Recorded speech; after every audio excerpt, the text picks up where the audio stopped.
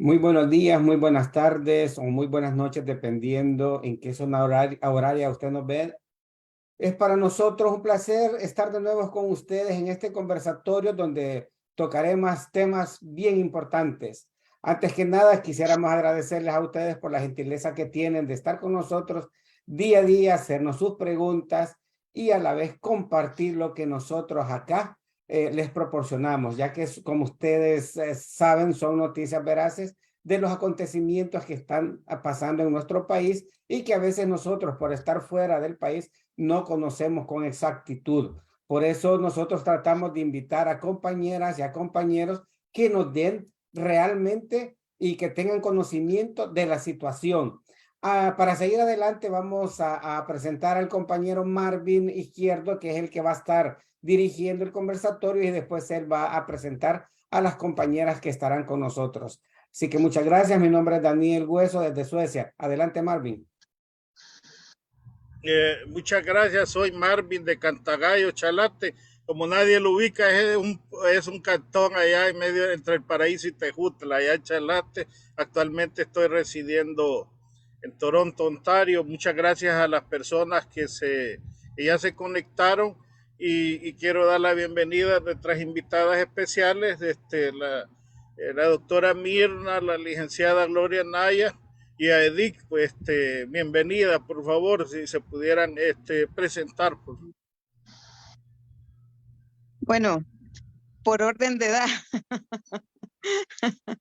Mirna Perla, yo soy viuda de Herbert Anaya Sanabria, el que fue presidente de la Comisión de Derechos Humanos del Salvador y que fue perseguido por el Estado salvadoreño, difamado, secuestrado, torturado y privado de libertad por el delito de ser defensor de derechos humanos, lo cual culminó con el asesinato, ¿verdad?, de Herbert Anaya el día 26 de octubre de 1987. También soy sobreviviente de la masacre del 30 de julio de 1975 en contra de los estudiantes y estudiantas de la Universidad de El Salvador y de secundaria del Inframen, donde hay por lo menos 25 personas entre muertos, asesinados. Se lograron rescatar 2 cadáveres, pero iban gravemente heridos uno, pero son como 25 los desaparecidos desde esa época, ¿verdad? Y bueno, también soy sobreviviente de tortura, fui secuestrada por la Guardia Nacional. Aparentemente, logré librarme de esa desaparición forzada porque solo 24 horas me tuvieron, gracias a la gestión de mi madre con un familiar de ella. Pero bueno, pertenecemos al colectivo de Derechos Humanos Herbert Anaya Sanabria, que realizamos trabajo de promoción y defensa de los derechos humanos. Nos especializamos también en el rescate de la memoria histórica y la lucha contra la impunidad. Gracias.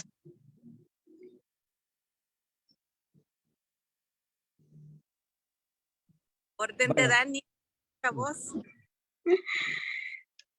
Jaytutak Muchi, Nahanutuga, Gloria Anaya, Padiush, Marvin, Nukumpa, Daniel. Buenas tardes a todos y a todas. Mi nombre es Gloria Anaya. Muchas gracias, compañeros Marvin y Daniel. Es para nosotros un gusto, un honor estar con ustedes y con todo el público tan importante que nos está sintonizando en este momento a través de este espacio que se ha construido a raíz de toda esta importante solidaridad, esos tejidos de amor, de lucha que se han tejido durante muchos años. Así que, compañeros y compañeras, muchas gracias. Como ya decíamos, pues somos parte del colectivo de derechos humanos Herbert Anaya Sanabria. Herbert Anaya era mi padre y que nos también, al igual que muchos miles y miles, nos dejó un gran legado de historia, de amor, de lucha por la justicia en nuestro país. Así que muchas gracias y estamos en sintonía con todos ustedes. Buenas Gracias. tardes Edith. a todas. Bueno, yo soy la última de mis hijos. Nací en 1982 y desde que tengo uso de memoria, pues formo parte de una familia que ha sido perseguida por el militarista de todas las, precisamente por la labor de los derechos humanos, de luchar por una sociedad más justa, y eso pues a mí me ha marcado. No soy activa como mi familia en el tema de derechos humanos, organizaciones sociales, pero sí soy una persona muy consciente de lo que eso significa, y en cualquier espacio donde yo me he desempeñado profesionalmente o como persona humana, siempre he tratado de llevar a la práctica todo lo que ellos han enseñado, que actuar con coherencia, con ética y denunciar cada vez que nosotros somos testigos de un acto de injusticia. Y eso pues en una ciudad como en El Salvador ha causado muchos problemas, siempre ha sido matizado, pero nunca, nunca antes como ahora. Y esa situación nos ha llevado a las personas que fuimos, que presenciamos actos tan barbáricos como el secuestro de mi papá por la Policía de Hacienda en 1986, a revivir esos traumas, a que la sola presencia de la militarización en este momento en El Salvador, algo revictimizante. Y pues esto también me ha motivado un poco más a involucrarme en la defensa de los derechos humanos, en la promoción de la memoria histórica, que es tan necesaria porque es como revivirlo actualmente. Así que mi presentación es más breve, siempre ha sido un discurso más corto, así que esa soy yo. Gracias. Bueno, que eso que no se ha involucrado es cierto, pero no es cierto, porque ahí le hemos visto en los consulados protestando en frente de los consulados por ahí, por California. Gracias por estar aquí. Bueno, es un honor. Los temas, pues, verdad, a grandes rasgos, o los grandes temas son víctimas inocentes de la represión de ayer y hoy, situación de los derechos humanos en El Salvador actual, ¿verdad? Y las víctimas del estado de excepción de estos últimos 7 meses, digamos. Ustedes deciden por dónde comenzamos, compañera Birna. Le cedo la palabra y ahí ustedes se alternan. Si me permitís, si me Sí, sí. permiten, compañeras, antes de comenzar las preguntas, yo quisiera preguntarles si ustedes forman parte de alguna asociación, de alguna o comité de derechos humanos. ¿Cómo es que ustedes fueron motivadas a estar en este momento acá con nosotros comentando qué es lo que está pasando? Entonces, quizá, no sé, Marvin, si te parece que le entremos por ahí. O sea, la primera pregunta sería si pertenecen ustedes a alguna... No, excelente, disculpen, no, y yo, mi admiración, porque es el tema de los derechos humanos es uno de los temas de verdad más espinosos, diría yo, en este momento, porque el régimen de verdad que no quiere ningún tipo de denuncia, pues quiere periodistas callados, los defensores de los derechos humanos. Yo, con el perdón de la anterior, no sé, la señora, la otra, la actual, está comenzando, todavía no puedo dar un juicio de valor, pero pareció de que solo llegó a pasear, pues, y a cumplir su mandato, y sin pena ni gloria, podría decir, para no ser insultante, pues. Pero este señor, hasta el nombre se me olvidó, pues. Solo, Apolonio. Apolonio, solo calentó la silla. Bueno. Adelante. Bueno, efectivamente, como yo dije antes, somos parte del colectivo de derechos humanos Herbert Anaya Sanabria, una organización, un colectivo que ha surgido justamente desde hace varias décadas para trabajar transmitiendo lo que es el legado del movimiento de derechos humanos, las personas que se destacaron históricamente y que contribuyeron con su sangre, con su dedicación hacia la causa de los derechos humanos y que precisamente facilitaron el que en el mundo entero se conociera todas estas violaciones a derechos humanos que se estaban dando en el país, ¿verdad? Estamos hablando de Marianela García Díaz, el doctor Augusto Méndez, la doctora María Julia Hernández, Herbert Anaya, y hemos trabajado mucho con comunidades y con personas que están estudiando en las universidades, en los institutos, porque nos interesa mucho trasladar toda esta altura moral, ese amor por nuestra gente que ha permitido pues precisamente la creación de organismos como la Comisión de Derechos Humanos del Salvador, la IDUCA, ¿verdad? También el Socorro Jurídico del Arzobispado, el Tutela Legal del Arzobispado y tantas organizaciones que históricamente hemos contribuido con este esfuerzo de educar y de denunciar esas graves violaciones a derechos humanos. Gracias a ese trabajo, precisamente Naciones Unidas en el punto 12 de la agenda fija de Naciones Unidas se colocó a El Salvador desde 1980 por 12 años en el punto 12 que veía los países violadores sistemáticos de los derechos humanos, así como Guatemala, ¿verdad? Que ha tenido una trayectoria quizás peor de lo que hemos sufrido en El Salvador. Pero precisamente como yo fui parte de el CODEUCA, que es una organización centroamericana de derechos humanos, en la cual estuve 4 años cuando tuve que salir al exilio, porque cuando asesinan a mi esposo, a mí me querían meter presa culpabilizándome de el asesinato de Herbert, ya que así es la impunidad, ¿verdad? Hacen las cosas y tratan de ocultarlo, ya sea metiéndole miedo a los familiares o aniquilándolos, exterminándolos físicamente.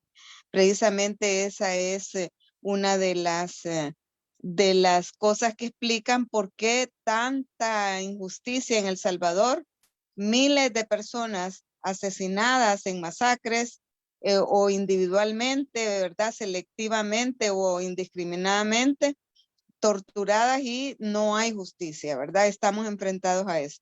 Pero ahora, como decía Gloria María, estamos también participando en un grupo gestor donde están los comités de madres, está el COPES, que son los presos políticos que continúan dando la batalla porque se haga justicia. En el caso de los presos políticos fueron horriblemente torturados, ¿verdad? Muchos de ellos desaparecidos porque se quedaron en los interrogatorios, ¿verdad? Entonces estamos como parte del grupo gestor de la ley que primero era la ley integral para la reparación de las víctimas de graves violaciones a derechos humanos. Ahora se ha reformulado por lo menos el nombre y se ha actualizado para presentarlo desde octubre del año antepasado. Hemos presentado esta ley, esta nueva propuesta que ha sido elaborada en forma participativa por el Movimiento de Derechos Humanos y con apoyo de especialistas también, pero que hasta la vez no se ha aprobado, ¿verdad? Vamos a hablar de esa ley también. Pero yo quería antes que nada dar un saludo a la FEDEFAM, que es la Federación Latinoamericana de Asociaciones de Familiares de Detenidos Desaparecidos, que se reunió en Honduras los días 1 y 2, precisamente para preparar el 19º Congreso Latinoamericano, en vista de que estamos ante una derechización de muchos gobiernos latinoamericanos en donde se están tratando de instalar o ya se instalaron dictaduras ¿verdad? Un ejemplo concreto es El Salvador, ¿verdad? Después de haber sido un país que logró superar el conflicto armado y establecer una agenda de democratización en el país, Bukele llegó y ha arrollado pues con todos los avances, algunos muy limitados, otros bastante fuertes, que tenían que ver con la transparencia con que actúa el Estado, con la división de poderes, ¿verdad? Y era un proceso con pasos adelante y pasos para atrás, pero este ha dado un retroceso de 50 años por lo menos. Así es que estamos en ese grupo gestor donde están los comités de madres, CODEFAN, COMAFAC, la gente de Comadres, que fue quien empezó justamente este trabajo por los familiares de detenidos desaparecidos, los asesinados en el país. Creemos pues que en este momento El Salvador y América Latina está en una situación bastante compleja, ¿verdad? Queremos saludar también a la vicepresidenta de Argentina, quien ha sido condenada el día de ayer a 6 años de prisión y ha sido inhabilitada de por vida para poder obtener cualquier tipo de cargo de elección, ¿verdad? También tenemos la gran preocupación de que hay fuertes indicios de que Bolsonaro en Brasil quiere extinguir la comisión de búsqueda de los desaparecidos, ¿verdad? Y además de eso, el golpe de Estado que se ha gestado en Perú, donde, bueno, primero se ha tratado de destituir al presidente, de fenestrarlo, al presidente Castillo, y ahora pues hay informes de que le han dado golpe de Estado, le han dado, el Congreso ha llamado a tomar posesión a la vicepresidenta como presidente en funciones de Perú. Gracias, gracias compañera por todo ese esquema que nos ha dado tanto nacional como internacional. Pero yo quisiera preguntarle a Gloria, usted mencionó una palabra que me llamó la atención, dictadura. Entonces yo quisiera preguntarle a Gloria que si en El Salvador se está encaminando a una dictadura o ya tenemos la dictadura con Bukele, con el presidente que tenemos ahorita en El Salvador. Me gustaría si nos pudiera explicar, o sea, desde qué punto de vista usted lo ve y si estamos yéndonos por ahí. Así que... El hambre no se soluciona con limosnas, sino con una verdadera transformación económica, política y social. Cualquier semilla de inequidad plantada alimenta en nosotros la semilla de la justicia y nuestra firme determinación por cambiar la sociedad. Esto no es heroísmo, es simplemente lo que tenemos que hacer.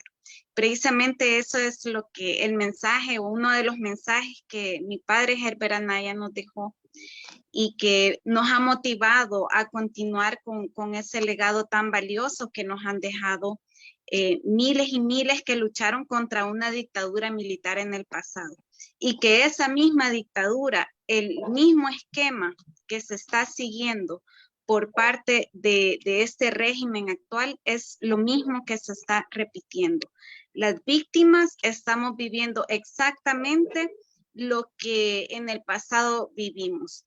El objetivo, pues, precisamente es de generar un ambiente de terror, ¿verdad? Hay diferentes estudios sobre cómo la aplicación de este terror ha venido repitiéndose a lo largo de la historia en nuestro país y precisamente es parte de lo que les quiero compartir, ¿verdad? Hay un estudio que se llama Afirmación y Resistencia, en donde se hace un análisis de la aplicación del terror durante las dictaduras militares. Y una de las finalidades dice romper el tejido colectivo y solidario, el control del enemigo interno, ¿verdad? La intimidación a la población, implantar la impunidad y la transformación de la población, ¿verdad? Es lo que estamos viendo que precisamente se está aplicando en este momento por parte del señor Bukele y su conjunto de personas que están aplicando en este momento el terror a través de las instituciones del gobierno. Quiero dejar sentado tajantemente que sí, definitivamente es un terrorismo de Estado lo que estamos viviendo. En este momento, pues, se están haciendo uso de todos los medios de comunicación y también el uso del aparato del Estado en sí, el aparato militar, para, con la excusa, ¿verdad?, de combatir la delincuencia, pues también establecer este estado de terror. Queremos dejar también tajantemente sentado que para nosotros no es ninguna solución el hecho de que la represión sea utilizada como un mecanismo, entre comillas, para poner fin a esa delincuencia. Como decíamos, señor Romero, si de verdad queremos atacar el problema de raíz, tenemos que ir a la base de esa raíz. Y él lo decía de la siguiente manera: yo no me cansaré de señalar que si de verdad queremos ponerle fin a la violencia, hay que arrancarla de raíz. Y la raíz de todas las violencias es la violencia estructural. Él hablaba de la violencia estructural precisamente refiriéndose a esa concentración de la riqueza, que es lo que genera la exclusión de la gran mayoría de la población de los beneficios del Estado, de sus derechos fundamentales, el derecho a la educación, a la salud, a la alimentación, a una vivienda digna, ¿verdad? El hecho de que históricamente hayamos tenido en nuestro país 14 familias oligárquicas concentrando la riqueza en pocas manos es el origen precisamente de todo. Y Monseñor Romero claramente lo decía, el problema es el sistema de injusticia. Y este gobierno, ¿qué es lo que está haciendo ahora? Y la gente lo dice en la calle, ¿verdad? Bueno, él está queriendo exterminar la pobreza, desapareciendo a los pobres y a la gente pobre. O sea, si ustedes ven, el objetivo es encarcelar. Y ahí van miles y miles de personas inocentes. También en el ámbito, por ejemplo, económico, la gente que está siendo desalojada, por ejemplo, del centro histórico, sin ninguna alternativa. La mayoría madres solteras, que de ahí dependía su sustento diario. Lo que han hecho es decirles tal día tienen que desalojar. Y si no, pues son 20 años, ¿verdad? Les vamos a meter el régimen. Eso es lo que están haciendo. Igualmente, ahorita, con tal de imponer sus proyectos económicos en función de generar más ganancias para su élite oligárquica, ¿verdad? Porque aquí lo que tenemos es una pugna entre élites oligárquicos. Yo les llamo carteles. Son unos verdaderos carteles oligárquicos que se están peleando por el control, por el saqueo, o sea, por el control del aparato del Estado que les permite el saqueo económico de nuestro pueblo. Y lo estamos viendo en diferentes manifestaciones. Toda la franja costera de nuestro país está siendo privatizado y podemos ver con grandes ahora hoteles de lujo donde suena bien extraño de dónde todo ese dinero que esa gente está sacando están privatizando eso. Incluso ahorita estamos viendo la situación que está en la isla Tasajera, en donde se les había prometido que se les iba a beneficiar con hospitales, con lanchas, ambulancia y todo. Y ahora, ¿qué es lo que cuál es la respuesta que les da? ¿Verdad? Un desalojo de sus viviendas y precisamente la gente está en pie de lucha denunciando este nuevo atropello. Pero no hay que perder de vista que esto responde precisamente a todo un esquema de represión en función del saqueo del Estado. ¿Por qué, si se está diciendo que se está combatiendo la delincuencia, por qué no se combate la corrupción? La corrupción es un flagelo que causa muchísimo más daño que cualquier joven que cobre una renta en la esquina. Obviamente es un gran perjuicio para la población, ¿verdad? La gente que cobra o cobraba estas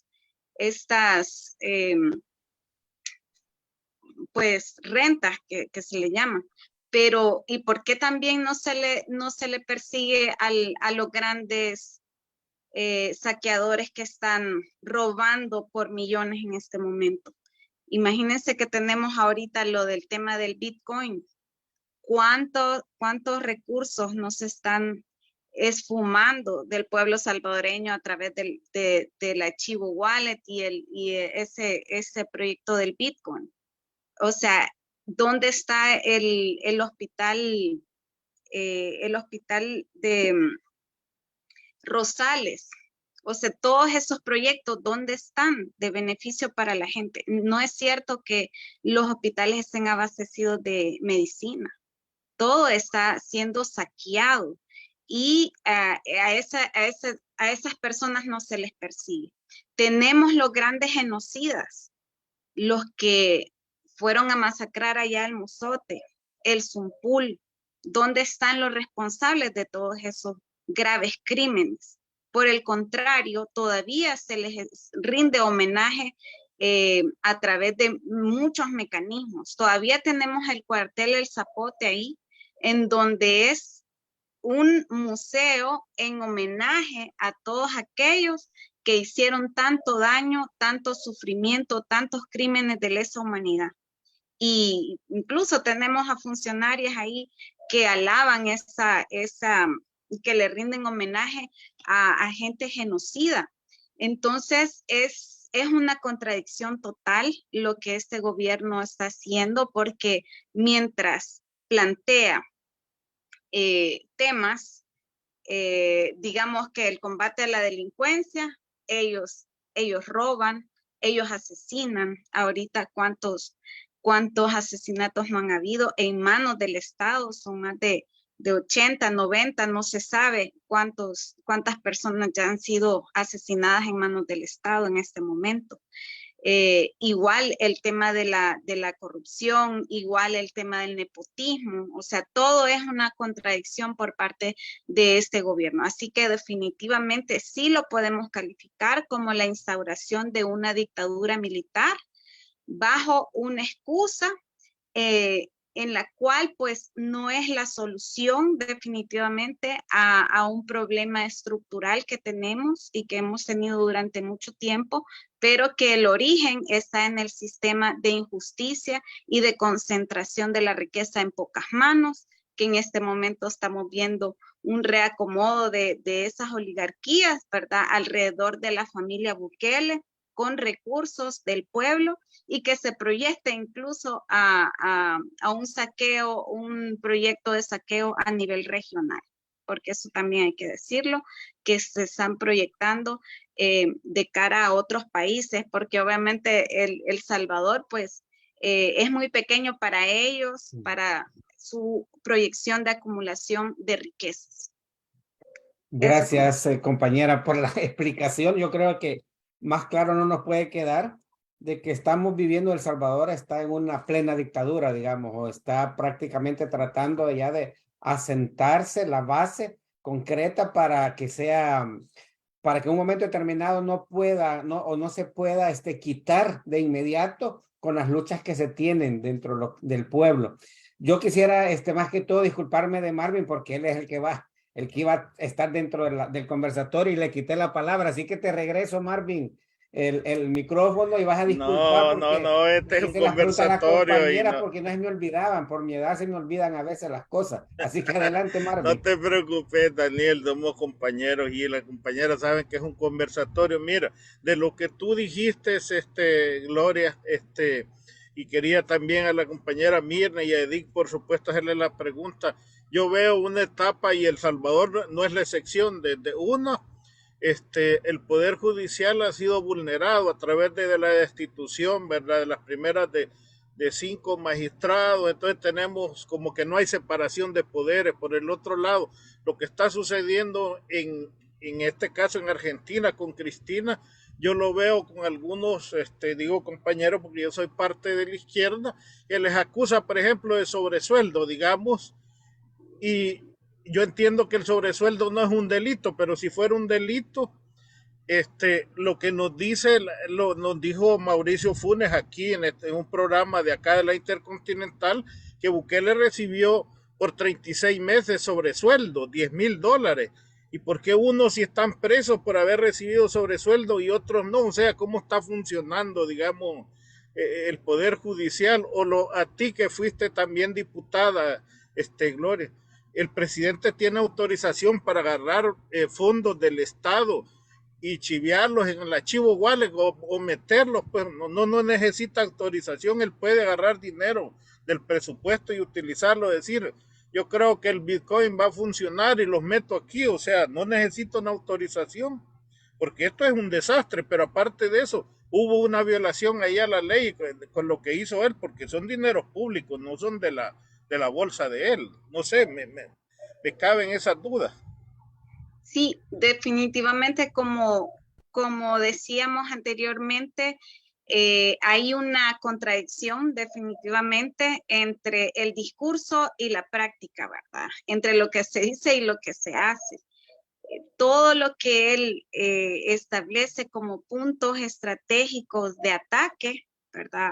A la oposición, es algo que no es que él quiera corregir, sino que él quiere hacerlo y con mucha más descaro también, porque todo lo que se dijo de que se iba a rectificar digamos, privilegios y aspectos de ese tipo, ahorita lo está reproduciendo y con mucha más, digamos, amplitud, porque continúan con los viajes de placer. Ellos hablaban de turismo legislativo y lo hemos visto así descaradamente como ellos se gastan los recursos de la gente mientras la gente está en la calle viendo cómo se rebusca, que lo que se está enfrentando es a que ni siquiera ya pueden poner su ventecita en ninguna parte porque llega el CAM y a reprimir a esas mujeres humildes, mujeres indígenas que vienen del interior del país con sus tomatitos, con sus naranjitas, a ver cómo las venden. Y ahí uno puede ir ahorita al centro y ver a esas mujeres con sus rostros requemados por el sol, ¿verdad? Y que no les dan ninguna alternativa. Mientras eso sucede, entonces ellos despilfarran todo el dinero, todo el recurso del Estado, que debería estar en función de la gente, de reparar a las víctimas, de precisamente garantizar a la niñez salvadoreña que, o sea, una educación a la juventud. Imagínense ahorita en qué situación está la Universidad del Salvador. El presupuesto no alcanza, ¿verdad? Cuando él demagógicamente llegó a la Universidad del Salvador a decir de que él iba a ser quien iba a marchar a la par de los estudiantes para un mayor presupuesto. ¿Y qué es lo que estamos viendo? Totalmente lo contrario. Igualmente, pues si analizamos los diferentes sectores, igual están siendo golpeados con este alto costo de la vida. Ahí nos están cobrando los macarrones, como decimos, ¿verdad? Hoy un huevo le puede costar hasta 25 centavos de dólar. Un solo, ya no digamos un cartón de huevos. Entonces, ¿cómo está la situación de la gente? ¿Cómo está la situación, por ejemplo, bueno, imagínense, las empresas transnacionales, las empresas oligárquicas que históricamente han saqueado nuestro país, siguen saqueando. Ahí tenemos la Coca-Cola, por ejemplo. La Coca-Cola, ¿de dónde saca esos grandes millones de dólares? Del mismo pueblo. ¿Cuál es la materia prima que utiliza la Coca-Cola? Es el agua de la gente, el agua de la zona aquí de Apopa. Ya se gastaron toda la zona de Soyapango, ahorita están en esta otra zona, que está también la zona de Valle del Ángel. Ellos sacan millones de dólares porque la principal materia prima es el agua. Y ahorita le han aumentado grandemente a la Coca-Cola, igual que el agua cristal. El agua cristal le ha aumentado grandemente. Y ¿y de dónde han sacado esa agua? No es de los mismos mantos acuíferos de la gente, pues. Y ahora vienen y la venden con un precio exorbitante. ¿Y quién les pone paro a ellos? Y no están pagando más ahí la gente, más que cualquier renta que se estaba pagando, como se dice, pues en la calle. Ahí están todo este mecanismo de saqueo hacia la población, el alto costo de la energía eléctrica, por ejemplo. Todo eso, ¿por qué no se le pone paro por parte de este gobierno? ¿Por qué no le pone paro a las empresas? Precisamente porque hay una alianza ahí. Hay una alianza económica con todos esos sectores que están ahogando al pueblo salvadoreño. Y yo en eso que tú dices, por ejemplo, yo me hacía una pregunta y un invitado, ¿vaya? Por ejemplo, hay gente que la han sancionado, ¿vaya? Por subir el precio de X producto, pero estamos hablando de la señora del mercado, o que tiene, pero yo digo, hay productos que en el Super Selectos, y lo voy a decir a título personal, con nombre y apellido de los Selectos, vale el doble. ¿Y quién sanciona al Selecto porque está dando, digamos, un producto X cualquiera, el doble? Haciendo un comparativo, yo un día de estos, un champú en El Salvador vale el doble de lo que cuesta aquí en Ontario. Es una cosa absurda, digamos, y cuando uno hace la relación del mínimo es como de 5-1 o de 6-1, el mínimo, estoy hablando solo del mínimo. Entonces, y lo que tú bien decías, a la gente, hasta gente que ya tenía compradas sus cosas navideñas, la sacaron a palo, a garrote, pues, ¿verdad? Ya no le permiten vender, o sea, pero por el otro lado quieren combatir la delincuencia, pero no hay oportunidades de trabajo formal, pues, y el poder, y esto va un poco también para Mirna, el poder judicial, yo digo, hay buenos jueces, hay buenos magistrados todavía, algunos, pero también veo un poder judicial, una parte sometido, unos por miedo y otros por acomodamiento. No sé cómo lo ven, compañera Mirna, o quien quiera contestar. No sé, el poder, o a ti, Glorita, el poder judicial lo veo, pues, es una mezcla entre buenos elementos, pero también otros que se han acomodado, pues, por mantener su puesto o porque de verdad tienen temor, pues, ¿verdad? Entonces no están ejerciendo verdaderamente las funciones del Poder Judicial. Sí, recordemos que en el ámbito del órgano judicial se había dado un avance con los acuerdos de paz. Recordemos que los acuerdos de paz establecieron un antes y un después en nuestro país. Y uno de los grandes logros que alcanzamos con sangre es precisamente la reforma al sistema judicial. No vamos a decir que estábamos obviamente al 100%, sino que, bueno, parte de todo un proceso. Pero precisamente ese es parte de los logros que se están en retroceso. Sí se había avanzado con un proceso de selección y de nombramiento de autoridades, de magistrados y magistradas de la Corte Suprema de Justicia, que ahí depende el resto, ¿verdad? De magistrados, de cámara, jueces de primera instancia, jueces de paz. Y precisamente con el golpe que se dio en 2019,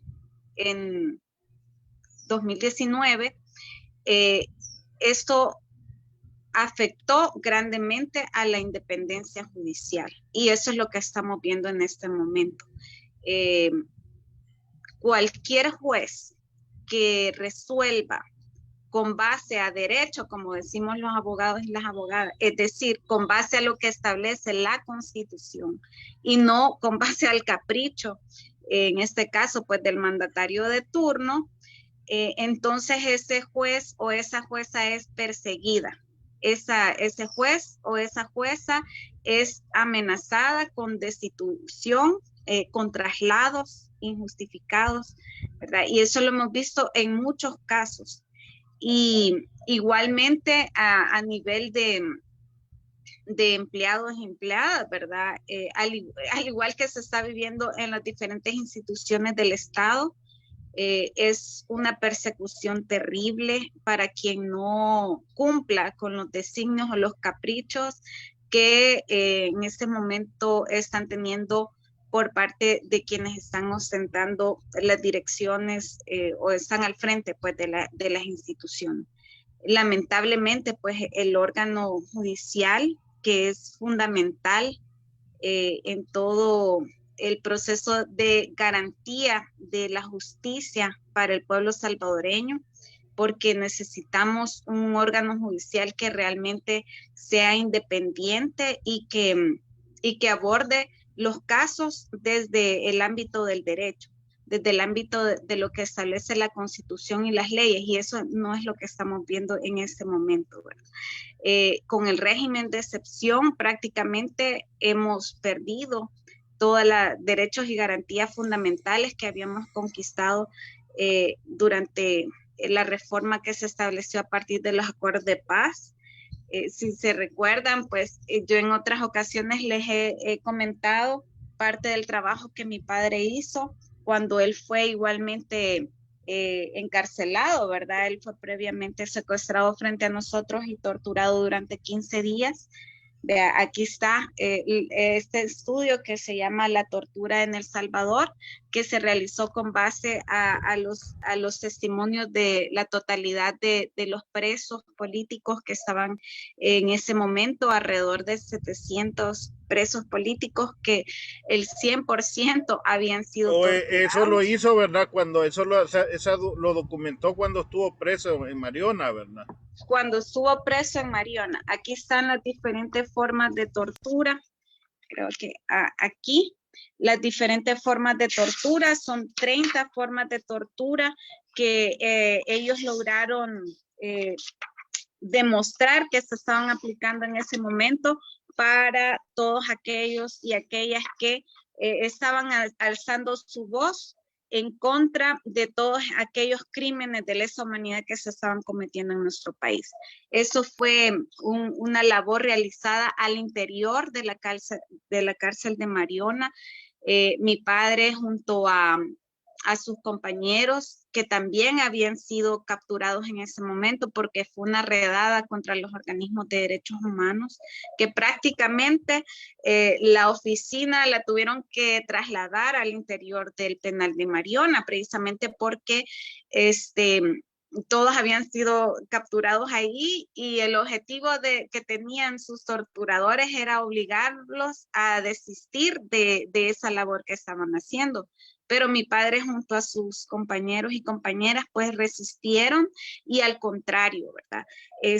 Arreciaron sus esfuerzos en función de denunciar todo lo que estaba pasando. Entonces, a partir de los acuerdos de paz, eso ya no era posible, por lo menos abiertamente, que se torturara en las cárceles del país, ¿verdad?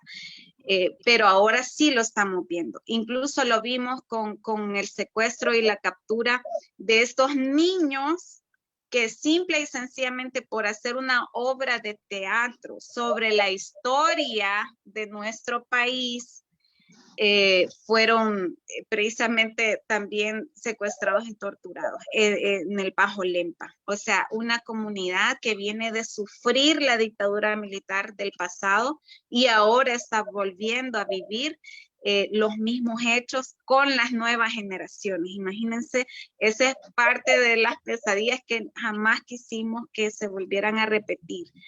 Nuestro principal anhelo era que jamás las nuevas generaciones pudieran dar testimonio de ese tipo de aberraciones, y precisamente es lo que lamentablemente es lo que estamos viendo en este momento. Gracias, Bueno, compañera. Antes que siguiera, quisiera preguntarle con respecto al libro. ¿Dónde es que se puede comprar? ¿Está a la venta en alguna librería o en AUCA? ¿Dónde? Pues fíjense que precisamente esa es parte de ahorita nuestras demandas como víctimas, porque no tenemos recursos para la publicación de este tipo de material, ¿verdad? Esto es, como yo les digo, hasta el momento es un material histórico valiosísimo que hasta el momento está en la clandestinidad, ¿verdad? Porque no hemos podido realmente distribuirlo. Editarlo para que esto nos costó sangre de quienes dieron sus testimonios, de quienes recopilaron los testimonios, de quienes sacaron esta información de la cárcel, porque si le hallaban un papelito de estos a la persona que estaba sacando esta información de la cárcel, igual era desaparecida, torturada. Entonces, en ese momento jamás se le dio publicidad y posteriormente tampoco. Entonces, y no solo a este material, sino tantos otros. Incluso ahorita, hay que decirlo, ¿verdad? Mi papá, por ejemplo, él escribió sobre el mozote. Él fue uno de los primeros que llegó al lugar a entrevistar de primera mano a Rufina Maya, quien era una de las sobrevivientes, y que por mucho tiempo, muchos años, ella alzó su voz, ¿verdad? Mi padre estuvo con ella y a raíz de eso, pues también él elabora un informe y un documento también muy valioso, histórico, que es el relato sobre el mozote. Igualmente es otro material que le pertenece al pueblo salvadoreño, a las nuevas generaciones, pero que por el tema de los recursos, pues no hemos podido hacer entrega, como decimos, y parte de los objetivos del colectivo es precisamente eso, difundir toda esa información, no solo que trabajó mi padre, porque su trabajo no lo hizo solo, fue un trabajo colectivo, un trabajo que implicó muchos desvelos, muchas lágrimas, aguantadas de hambre, mucho riesgo. Mucha gente arriesgó su vida, pero también la vida de sus familias. O sea, el hecho de que nosotros estemos aquí contando la historia también ha implicado pues un riesgo, y muchas familias tienen, muchos compañeros y compañeras también les desaparecieron a sus esposas, a sus hijos, precisamente porque ellos no se doblegaron en la tortura. Se negaron a aceptar dádivas o aceptar pues dejar de hacer su labor por la justicia. Así que pues esperamos que pronto podamos tener esos recursos para poder compartir este material tan valioso. Gracias, bueno, gracias. también quería aclarar que no son 30 formas de tortura, son 40 formas de tortura las que se documentaron en ese libro. Ahí en ese libro aparecen los nombres de todas las personas que quisieron pues que su nombre apareciera, ¿verdad? Hay una lista de 432 presos políticos, y a la par hay unos cuadritos que son 40 cuadritos, y ahí van una X de qué tipo de tortura fue que sufrieron los compañeros. Esos dibujos los hicieron los mismos presos políticos dentro de Mariona, porque ahí se tenía como un territorio liberado, ¿verdad? Era impresionante la organización de los presos políticos. Como digo, hasta ahora, mis respetos para el COPES, como ahorita están organizados siempre pidiendo justicia, ¿verdad? Porque ellos son sobrevivientes de tortura. Y hay algunos que han presentado sus casos a la Fiscalía General de la República para que se judicialicen esos casos, que se haga justicia, pero obviamente ahorita no hay oportunidad, porque desde el día 1 de mayo del 2020, la Asamblea Legislativa es constituida por una mayoría calificada, más que calificada, de parte del el partido de Nayib Bukele, que es el CIAN, ¿verdad? El partido de nuevas ideas o de nada de ideas, porque de nuevas no hay nada y de ideas tampoco, ¿verdad? Bien difícil, así como dice la mariposita, que nada de ideas le pone. Pero sí, sí es urgente que desde diferentes partes del mundo nos expresemos esa solidaridad de todos los salvadoreños y salvadoreñas debe de expresarse ante Naciones Unidas para que volvamos a tener un relator especial ante tanta injusticia, porque como digo, el 1 de mayo se instala la asamblea con mayoría CIAM, además de que se suman, ¿verdad? Estas personas poco éticas, nada de comprometidas con quien los elige, como son los partidos estos del PCN, ¿verdad? Y el partido PCN gana, que sencillamente son aprieta botones, así se les dice ahora, porque no piensan nada, no leen nada, no analizan nada, solamente llegan a aprobar lo que Nayib quiere. Y es así como se ha aprobado por parte de la asamblea esta que fue electa mediante un fraude masivo. Porque cuando una persona que es el presidente hace campaña política, eso anula cualquier tipo de resultado. Nayib llegó a ser presidente prometiendo combatir el nepotismo, la corrupción, hacer eficiente el Estado, porque iba a lograr que toda la gente que estuviera trabajando en su gabinete y todos los empleados públicos y empleadas públicas iban a ser gente técnica, experta, con mística de trabajo. Había copiado lo que él vivió cuando el Frente estaba gobernando la alcaldía de San Salvador y que fue sobre la espalda de la gente del Frente, ¿verdad?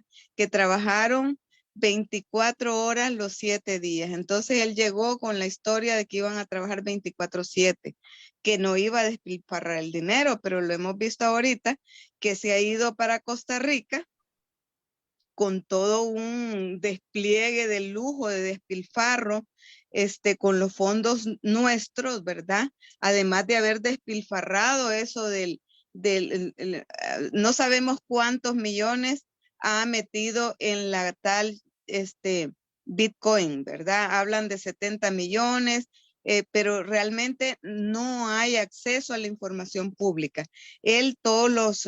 Lo que eran instancias, la estructura para rendir cuentas de lo que hace el Estado, de cómo se utilizan los fondos, los recursos del Estado, todo eso lo ha anulado.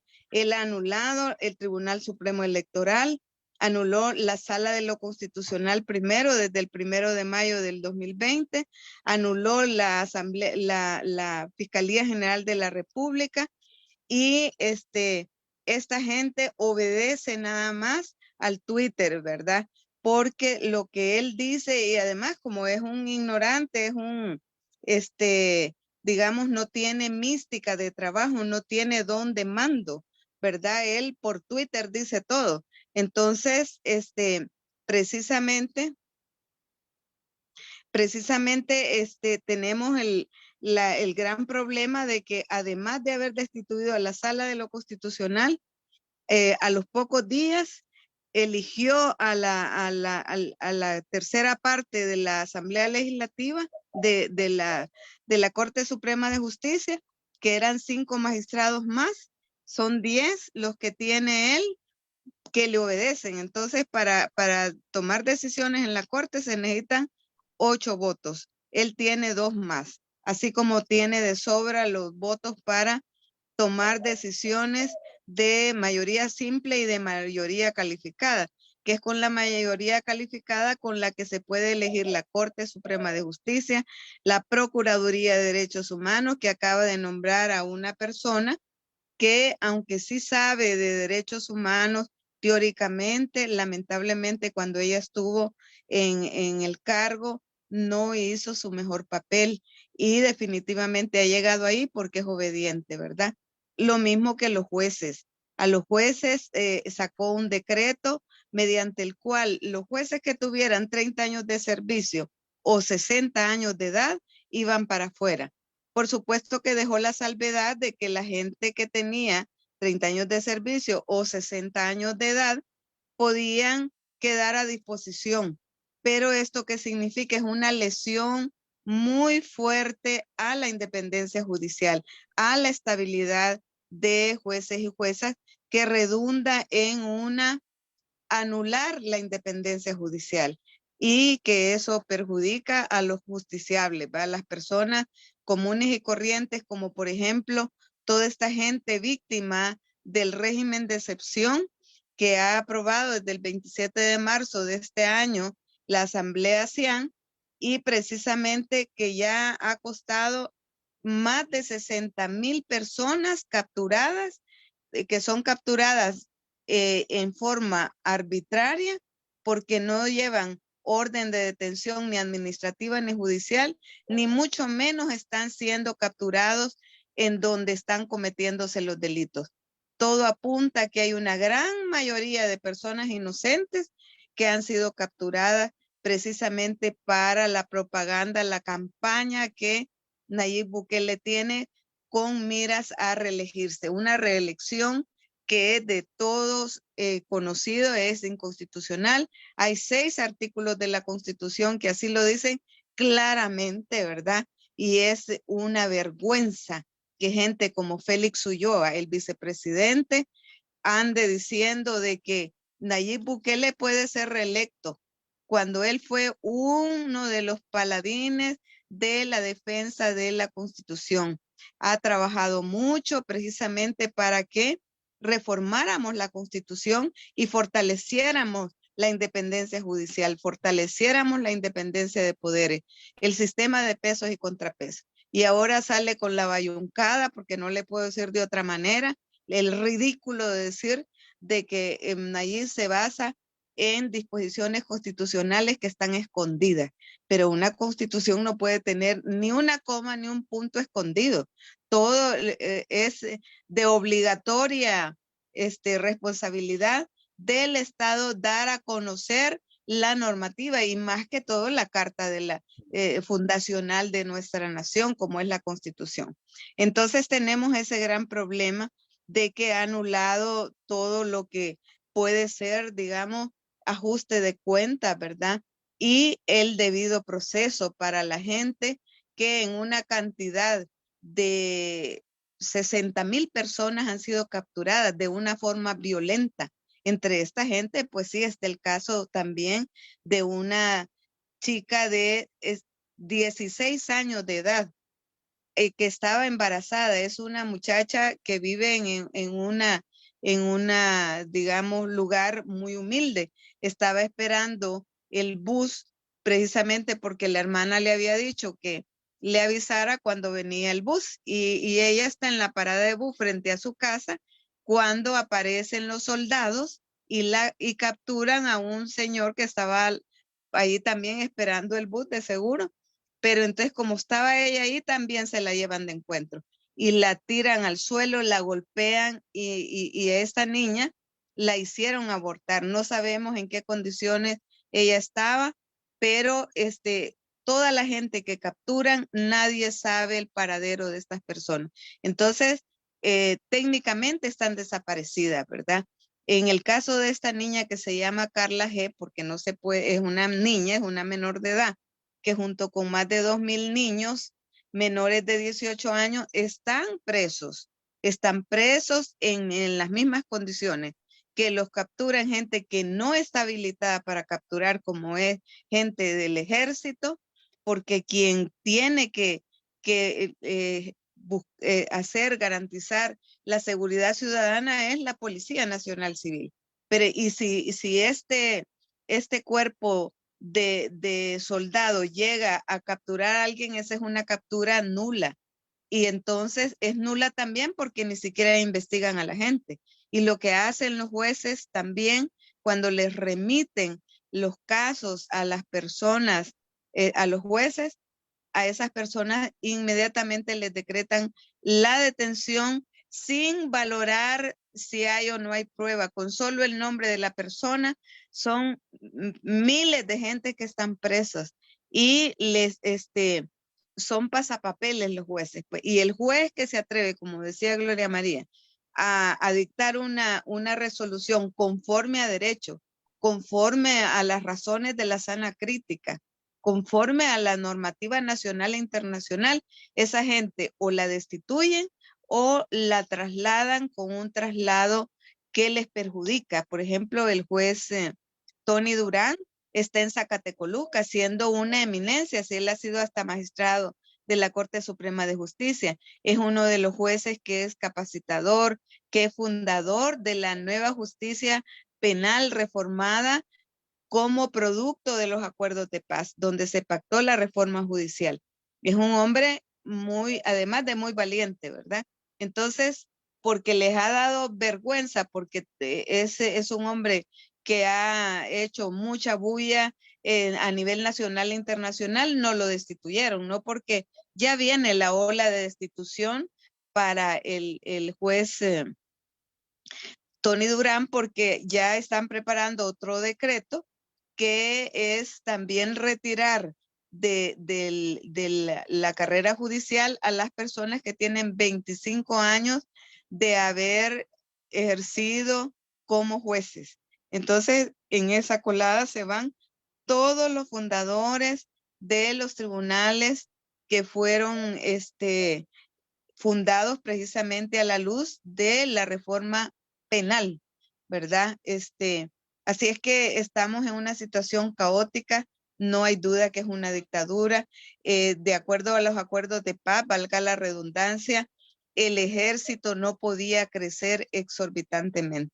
Fue una de las exigencias para que se lograra la paz, se silenciaran las armas, que la guerrilla se desarmaba, pero el ejército, si ya no necesitamos ni ejército, este Pelele viene y se va a Costa Rica porque ahí no hay ejército. Desde el 48 pactaron las fuerzas vivas y las más importantes en Costa Rica que no hubiera ejército. Y en cambio le han metido a la educación, a la salud, que es de las mejores en América Latina. Ya hay deterioro porque hay muchas medidas neoliberales que les han, digamos, afectado al pueblo costarricense, ¿verdad? Porque los gobiernos también han sido presionados por, ya sabemos quién va, el imperio. Pero entonces viene este Pelele que él dice que aquí en El Salvador es el paraíso para que la gente venga hasta la Surf City y él se va a otro lado de vacaciones gastando en jet privado, un jet que es ¿cómo se llama? De matrícula de México. Aparentemente él tiene vinculaciones con la mafia en México, porque precisamente uno de los cuestionamientos que se le hicieron a su ministro de Agricultura, y que por cierto lo tuvo que destituir, ¿verdad? Porque hasta en la lista Engel apareció, precisamente era ese, que estaba pactando con la mafia de ahí de Sinaloa, a quienes les compró lo que eran los frijoles, arroz, los tales espaguetis, todos horribles, y ¿cómo se llama? Bueno, todos los insumos para dar la canasta básica a la gente. Y cuando estaba en la época de que nos encerró a todos, el muy ignorante, decretó incluso privación de libertad contra la gente que iba ingresando a El Salvador, que iba por el aeropuerto, por tierra, aire y mar.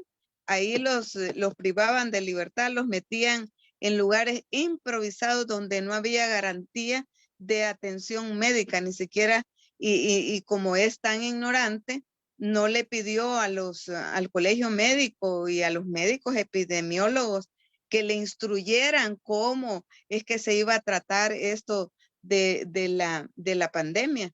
Pues ahí tuvo, como era cuarentena, oía el cuarentena 40 días, ¿verdad? Y no solo 40 días ponía a la gente, sino que 60 días y más. Por eso fue que se molestó con la sala de lo constitucional que destituyó, porque esa sala le puso límites a sus abusos, a sus ridiculeces y caprichos. Pero ahora estamos en una situación a merced de lo que él quiera, porque, por ejemplo, ese desalojo contra la gente de la tasajera, que lo ha hecho ya empezando, o sea, le dieron hace 2 días, le dieron 3 días para desalojar sus casas, pero ya ayer empezaron a destruirles las casas. Qué dolor y qué impotencia se siente ver cómo llegan a destruirles las casas a gentes humildes a quienes él les llegó a pedir el voto y que les prometió el oro y el moro y ahora los está atacando. Lo mismo a la gente de Soyapango, o sea, hay un montón de gente en Soyapango lo apoyó a él, pero precisamente lo que está haciendo es todo lo contrario, porque primero decían que Soyapango era el lugar más seguro de toda Centroamérica.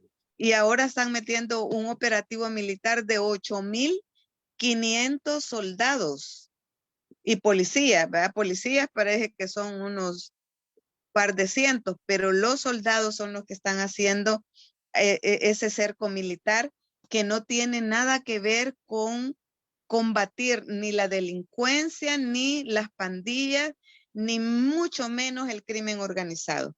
Porque precisamente lo que se necesita es especializar gente en el uso de la prueba científica, el equipo de inteligencia que debe de existir para precisamente detectar dónde están las mafias. Pero él ocupa la inteligencia, está hasta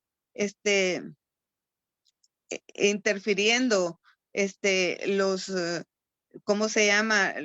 Tanto el internet como los teléfonos de las personas que para él son hostiles, las personas que le investigan sus sinvergüenzadas, los periodistas investigativos acuciosos y los medios independientes como el Gato Encerrado, el Faro, estos que han sacado hasta pruebas en base a lo que la fiscalía que dirigía Melara, el juez, también el fiscal destituido, en base a lo que él había recibido de la tal CICIES, que es otra comisión que él prometió y que él mismo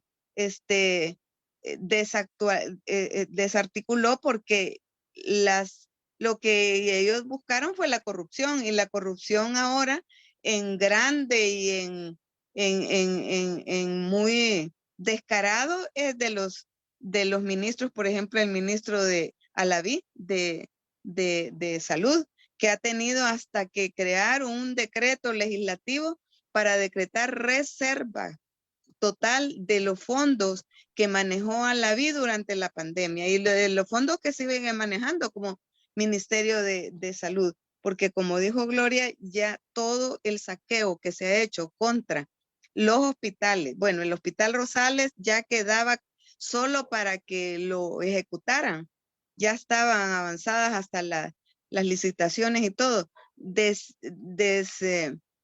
desarmó todo lo andado en cuanto a eso, y Hospital Rosales después de 3 años y quiero ver varios meses, no hay Hospital Rosales, cuando es un hospital de beneficio de la población de escasos recursos. Nuestra Universidad del Salvador prometió que iba a fundar la sede de Chalatenango en donde era el penal de Chalatenango. ¿Qué es lo que está haciendo ahora? Un mega penal ahí por Zacatecoluca.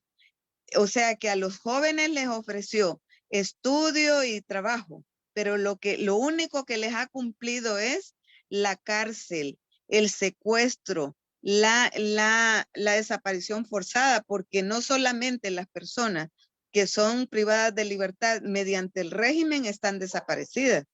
Hay más de 100 personas muertas en el marco del régimen de excepción. Y eso es un subregistro, porque hay muchas denuncias de gente que dice, mire, yo no sabía que mi familiar se murió hasta que la funeraria me llamó para ofrecer los servicios. Y también yo no sabía, dice, hasta que un vigilante tal vez le da lástima la gente y dicen, ese le dijo ya no traiga el paquete porque no, su familiar ya se murió.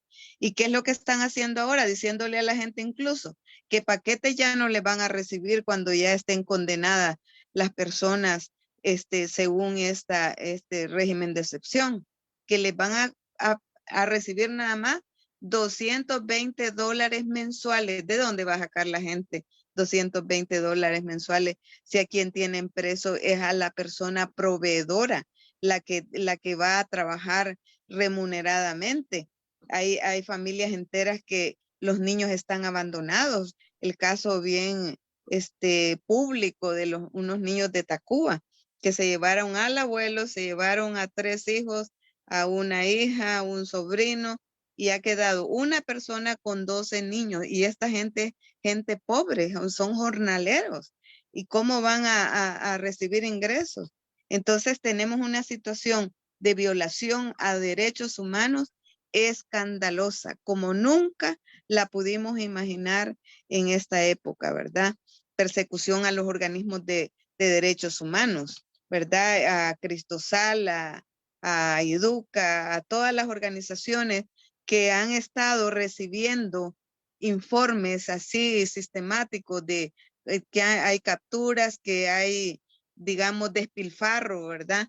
A esas organizaciones, a FESPAD, las toman como sospechosas, ¿verdad? Y descaradamente hasta diputados, que esos no son diputados, no tienen estatura de diputados, públicamente salen declarándole la guerra a medios de comunicación independientes y a organismos de derechos humanos. Así es que eso sería, digamos, ya no le dimos chance a Edith para que explicara lo de la señora esta Milena, ¿verdad?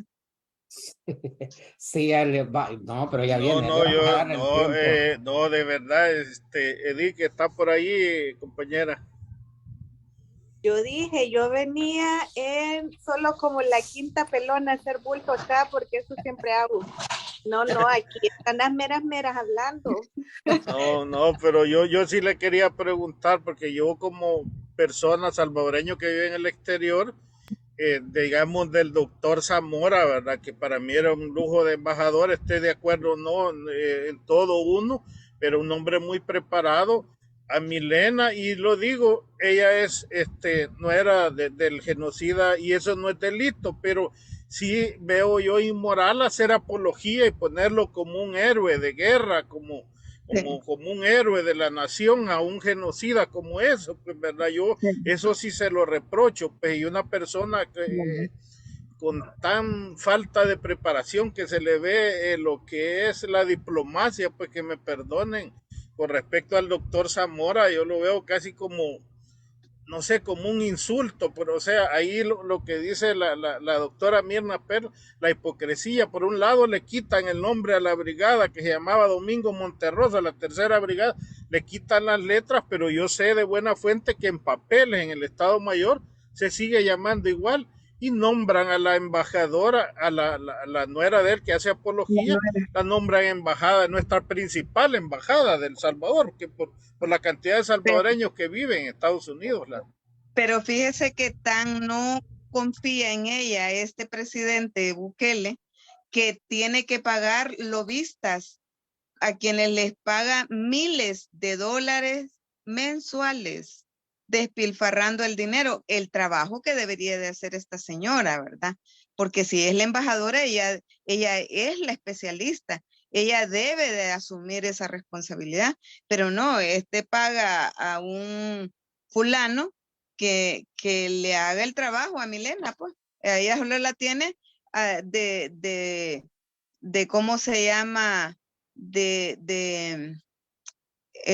promotora de la imagen de él con la comunidad salvadoreña allá en Washington, ¿verdad? Enganchando más a la gente, diciendo que todas las maquetas que saca este muchacho ya están hechas, ¿verdad? Esa carretera de los chorros, bueno, la ciudad Bitcoin, todo esto de que es una fantasía de él, lo ponen como que es realidad y eso del régimen de excepción, sin medir las consecuencias, porque como digo, están agarrando tantísima gente inocente. Vaya, esos 8 muchachos que capturaron el 30 de octubre, esos muchachos definitivamente estuvieran presos si no hubiera sido que hicimos una gran, pero gran labor de denuncia, y en eso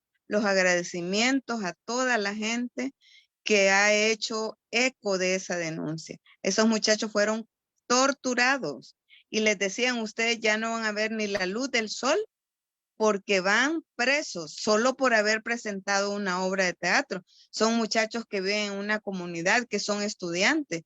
Pues como esos hay muchísima gente, hombres y mujeres, niños de menos de 18 años. Ahí gente con graves enfermedades que han tenido que ir a morir ahí por falta de atención médica, por falta de alimentos, por falta de un espacio donde realmente hayan condiciones para que una persona pueda guardar prisión, ¿verdad? Gracias. Sí, Para mí el problema de Milena Mayorga no es ni siquiera que ella sea nuera de este señor, el genocida Domingo Monterrosa, eso no es problema. Si la familia no, bueno, en el caso de ella sí, ¿verdad? Eligió al hijo, pero el problema es precisamente que ella no tiene las competencias para ser embajadora y aún así está ahí.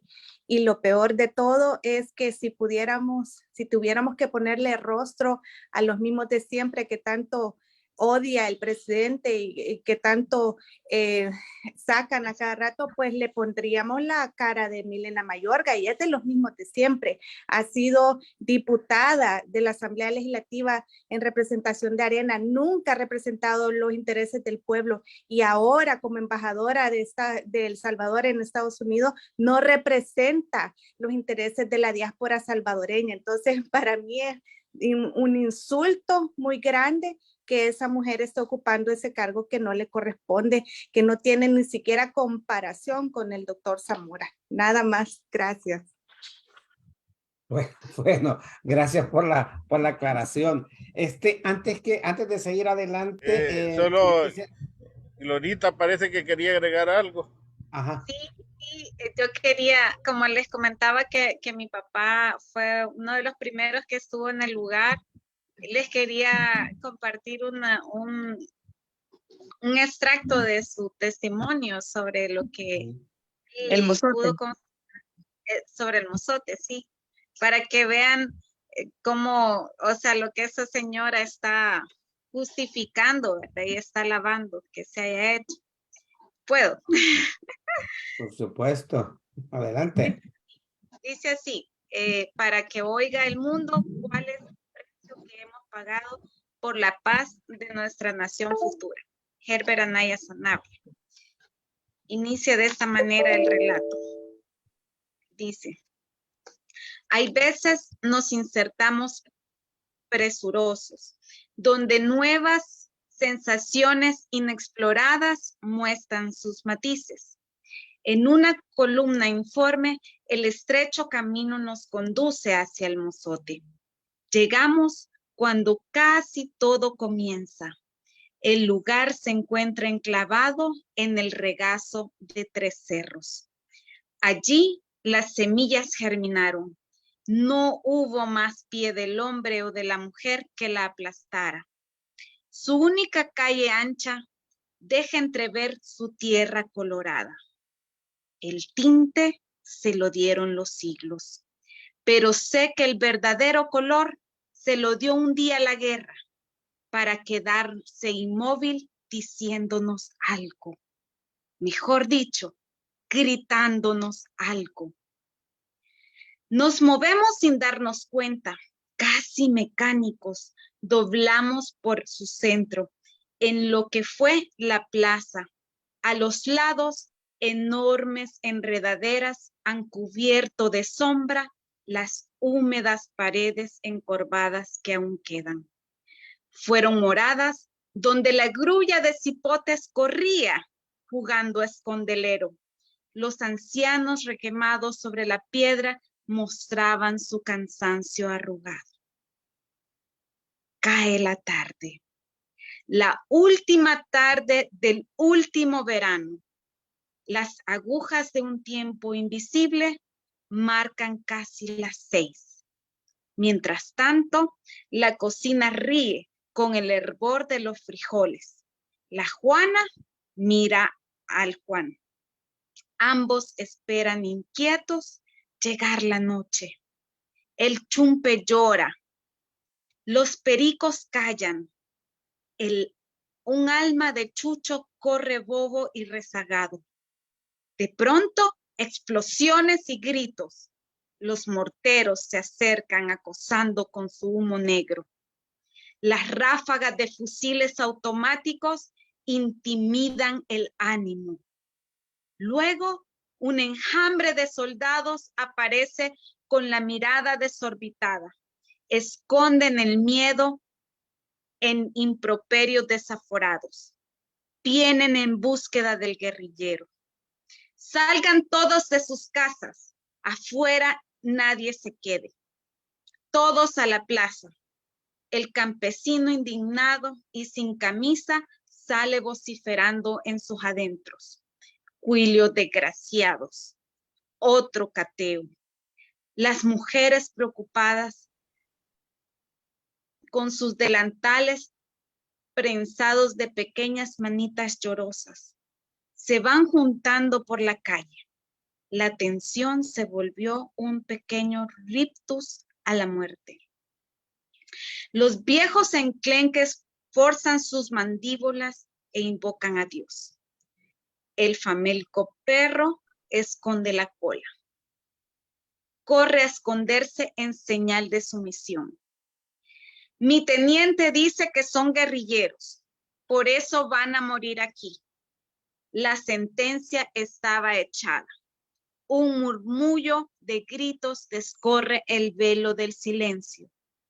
Juan, con una seguridad espasmosa, agigantado y sin miedo, responde: nosotros nacimos aquí. Aquí trabajamos. La jarcia es nuestra vida. También aquí se les va a acabar, interrumpe un sargento. Continuará. En la próxima les sigo leyendo un poco más. Pero sí, es un relato que no cualquiera puede concluir su lectura porque sin dejar de llorar, porque realmente lo que viene después, cómo se describe todo, digamos, los sentimientos, todos los hechos que se dan ahí, los gritos de los niños, la forma en que los matan, o sea, es una cosa, pero indignante, impresionante, como dice mi papá en medio del relato, dice, que es precisamente para que oiga el mundo cuál es el precio que hemos pagado por la paz de nuestra nación futura. Porque él siempre hablaba de esa manera. Él, incluso en su celda, cuando él relata todas las torturas que le hacían, pues él siempre habla con mucha seguridad de que algún día vamos a hacer prevalecer la justicia y la paz en nuestro país, ¿verdad? Entonces, quería compartirles un poco de eso porque también estamos pues a 2-3 días de un aniversario más de estos hechos, uno de los crímenes más atroces que hemos tenido en nuestro país. Después del 32, después de toda la matanza pues cuando vinieron los invasores, y que es precisamente lo que ahorita quieren dejar en impunidad. Y no solo eso, sino que han hecho un proceso de revictimización contra los sobrevivientes y las sobrevivientes. Recordemos que pues Bukele llegó hace 2 años, si no me equivoco, precisamente en el aniversario, a decir que todo había sido una farsa, que los acuerdos de paz habían sido una farsa y que todos estos hechos habían sido una farsa. Y no contento con eso, viene y dice, bueno, aquí se va a hacer una plaza de turismo, ¿verdad? O sea, sobre los huesos de estos niños y estas niñas que fueron masacrados, sus madres, sus abuelos y sus abuelas, sobre esos huesos, este dictador quiere llegar y hacer una plaza donde la gente llegue a tomar y a divertirse, cosa que es algo aberrante, ¿verdad? Y demuestra pues parte de lo que ha hecho con esa señora que la mantiene ahí. Ella se mantiene pues muy orgullosa y alabando todo lo que Monterrosa hizo en el Mozote, ¿verdad? Ahora no contentos con eso también,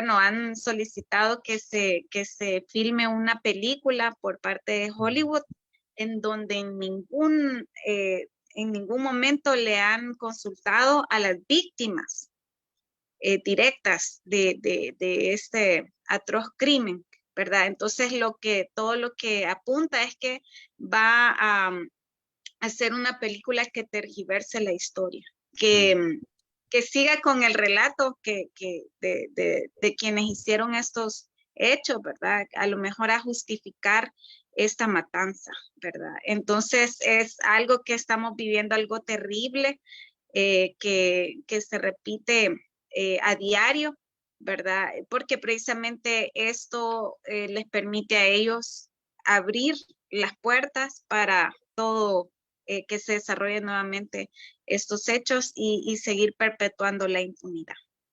Eso. Gracias, compañera. En realidad que cuando uno escucha el escrito que hace tu padre, uno puede observar, uno puede ver de que él escribe con un gran amor. O sea, él se dio todo por el todo, hasta dar la vida, lo más preciado que un ser humano tiene. Él lo dio y lo dio para el pueblo. O sea, eso sí se puede ver, se puede sentir. Así que yo hago un llamado a todos los compañeros que nos ven, que nos escuchan, que compartan, que si de una u otra forma podemos contribuir para que todos estos documentos históricos se puedan reproducir, sería bueno que nosotros también apoyemos esto, ya que nos serviría pues como memoria histórica para que esto no se vuelva a repetir. Ese es el gran problema que creo que existe en la sociedad salvadoreña. Muchos jóvenes no vivieron la guerra, ellos no saben qué es que a uno lo agarren o torturan, andar huyendo, en fin, tantas cosas que todos los compañeros que vienen acá y nos cuentan, es triste escucharlo. Así que yo, compañeros, creo que tareas hay para nosotros que estamos en el exterior. Apoyemos, colaboremos. Es una forma de solidarizarnos.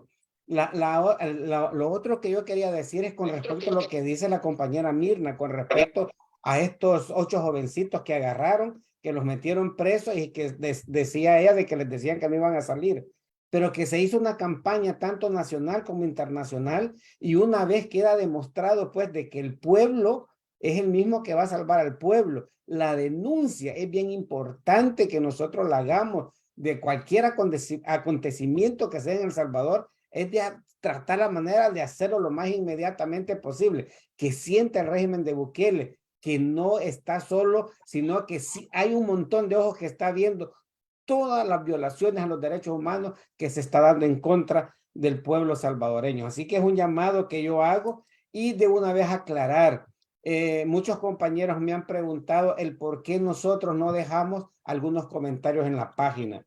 Yo voy a responder lo siguiente. Una cosa es que tengamos diferencia en formas de pensar y que lo hagamos en la página, y otra cosa es que nos insulten dentro de la página. Eso no lo vamos a permitir. Así que yo quisiera dejar bien claro eso. Si hay algún golondrino que está por acá, alguien, y quiere poner sus puntos de vista, está bien. O sea, no nos enojamos, pero que no insulte, porque eso sí no lo vamos a permitir, ni mucho menos a la gente que tenemos, los compañeros que tenemos de invitados.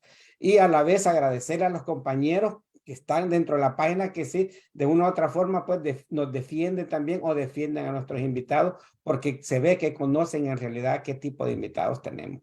Así que eso yo quisiera aclararlo y agradecerles definitivamente, compañeras.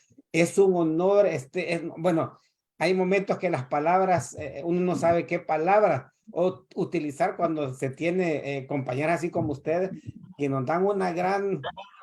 aprendemos mucho, pues. O sea, hay momentos que no quisiéramos que se terminaran estos conversatorios, ¿verdad? Pero lastimosamente tenemos tiempos, pues, ¿verdad? Para que esto se dé, pero comprometerlas a que estén con nosotros, pues, un poquito más adelante y que nos sigan dando este tipo de enseñanza o que nos digan que en realidad lo que está pasando en el país. De nuevo, le pido disculpas a Marvin, pero es que hay momentos en que no me puedo contener. Así que adelante, Marvin. No, para nada, no, realmente tenemos lamentablemente que finalizar por horas de tiempo, o sea, ha sido, ¿qué puedo decir? Ha sido un honor tenerla, ha sido de mucho aprendizaje, pues realmente, y lo importante es que conocimos, es que los salvadoreños que vivimos en el exterior, concienticemos y hasta las personas que se acercan y algunos que están muy fanatizados todavía con el presidente Bukele, es bueno que escuchen pues los testimonios, tal vez así desde van ellos entendiendo que se equivocaron y miren, rectificar es de humanos, equivocar es de humanos y rectificar es de sabios, dice el dicho, ahí tienen la oportunidad, ¿verdad? De ya no seguir engañados, la verdad que les como decía la compañera, mira, les ofreció un centro de salud y todo, y ahorita lo que le está dando garrote, botándole el cerco a la gente y quemándole las casas de la isla Tasajer. Eso es ya en la práctica. Ofreció programas sociales, quitó todos los programas sociales de la juventud y lo decía Gloria, solo con garrote los problemas sociales, no hay ninguna sociedad que haya resuelto el problema de la violencia social. Si no, Estados Unidos ya lo hubiera resuelto hace 70, 80 años en barrios como el Bronx, como Brooklyn, pusieron ese tipo de cosas y no funcionaron. Los problemas siguen pues en menor o mayor medida, pues porque si no hay la inequidad, la distribución, pues verdad, la falta de oportunidades, la falta de programas de capacitación, no haya, pues, o sea, los jóvenes no tienen salida, pues, destruyó prácticamente o hizo de un cascarón de ciudad mujer, una cosa que tenía muchas cosas que mejorar, pero tenía muchas cosas buenas. Entonces, ¿qué es lo que ha hecho este gobierno? Ya en síntesis, pues, aparte de vender humo y violar los derechos humanos, eso podría decir yo, y agradecerle a nuestras invitadas y pedirles de que den sus palabras, por favor, de despedida para que nos vayamos despidiendo.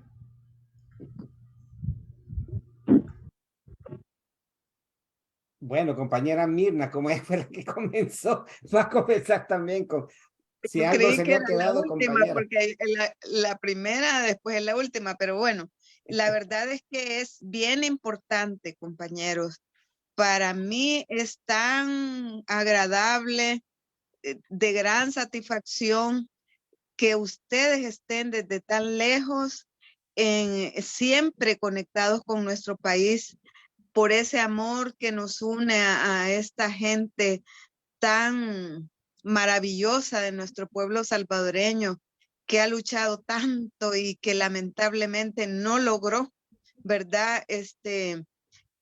Mantener ese proceso de democratización, que nos equivocamos, ¿verdad? Porque este hombre ofrece todo lo que él no iba a hacer, ¿verdad? Él es un millonario, lo que le interesa es transitar hacia la oligarquía y no le importa la vida, la dignidad de nuestro pueblo. Pero precisamente cómo él logró engancharse a tanta gente es porque no tenemos memoria histórica, porque no estudiamos nuestra historia. Por eso es tan importante ese llamado que tú has hecho, compañerito, de que contribuyamos a que todo este material de la época difícil de nuestro país, que se ha hecho con tanto sacrificio, salga a la luz, que no se pierda. Porque como dicen las compañeras y compañeros de FEDEFAM, ni perdón ni olvido. Tenemos que tener presente a nuestros héroes, heroínas y mártires. Y para eso hay que estudiar la historia, reproducir todo ese material de estos días aciagos de la guerra, pero también días de héroes, de grandes héroes y heroínas, de grandes mártires. Muchas gracias. Un gran abrazo y todo mi amor para ustedes que están en esa trinchera, siempre tratando de apoyar este proceso tan importante de dignificar a nuestro pueblo, de superar la impunidad. Gracias, compañera Mirna. Bueno, compañera Gloria, por si algo que se le haya olvidado es el momento. Sí, compañeros, en primer lugar, agradecerles infinitamente por este espacio, por todo su esfuerzo tan valioso que ustedes hacen, por no dejarnos solos y solas en este momento, en esta lucha que tenemos 500 años, ¿verdad?, de venirla emprendiendo y que a veces pues parece como que se ponen muchos nubarrones, pero siempre está esa llamita de la esperanza, que es precisamente esa solidaridad entre el pueblo a nivel nacional e internacional. Y ustedes son un ejemplo clarísimo de cómo también desde afuera se puede aportar muchísimo, muchísimo a nuestro país, a nuestro pueblo. Así que pues el mensaje es también para todo el pueblo salvadoreño que nos sintoniza a nivel nacional e internacional. Queremos decirle que igualmente que no nos dejen solos y solas, que estamos frente al recrudecimiento de una represión, de diferentes formas de represión, frente a un gobierno dictatorial que repite todos estos esquemas en este proceso, en esta guerra contra los pobres y no contra la pobreza, y que no nos dejemos engañar, ¿verdad? Por esos mecanismos propagandísticos que aparentan dar solución momentánea a una problemática que definitivamente no es la vía para solucionar. Así que ese abrazo solidario desde acá también, y decirles que estamos a la plena disposición de ustedes para seguir conversando sobre muchos temas que se nos quedaron en el tintero, por ejemplo, la ley de justicia transicional y de reparación integral para las víctimas. Las víctimas, compañeros y compañeras, se nos están muriendo. Yo siempre digo, hago este llamado vehemente a todos y a todas porque es una emergencia nacional que tenemos. Las víctimas se nos están muriendo en las peores condiciones de abandono, en las peores condiciones de falta de atención médica, atención psicológica, una vivienda digna. Se nos están muriendo de desnutrición, gente valiosa a la que le debemos la vida prácticamente, porque gracias a ellos derrotamos una dictadura militar. Y se nos están muriendo con la memoria. Con ellos se muere la memoria, y eso es algo terrible para un pueblo, y es precisamente lo que ellos están esperando, que nos muramos, y que según ellos, al morirnos nosotros, quienes fuimos sobrevivientes, víctimas, testigos y testigas directas, para dar nuestro testimonio, según ellos, pues van a acabar con esa esperanza. Sin embargo, ese es nuestro esfuerzo en este momento, que la esperanza no muera, que por el contrario, la memoria sea un factor, un pilar fundamental para continuar nuestra lucha. Así que muchas gracias, y termino con una última frase de mi padre. Somos muchos, y muchas aguardan para continuar la tarea. Si es que una bala o el filo de un machete nos obliga a interrumpir el más loable trabajo universal, la defensa de los derechos humanos. Muchas gracias. Muchos abrazos para ustedes.